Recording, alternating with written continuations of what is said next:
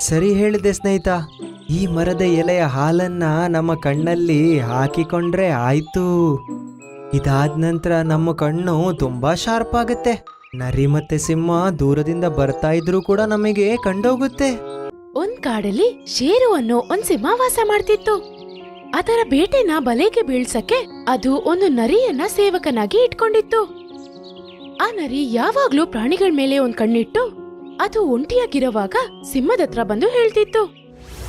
ಆಮೇಲೆ ಸಿಂಹ ಸರಿಯಾದ ಸಮಯ ನೋಡಿ ಪ್ರಾಣಿನ ಬೇಟೆಯಾಡ್ತಿತ್ತು.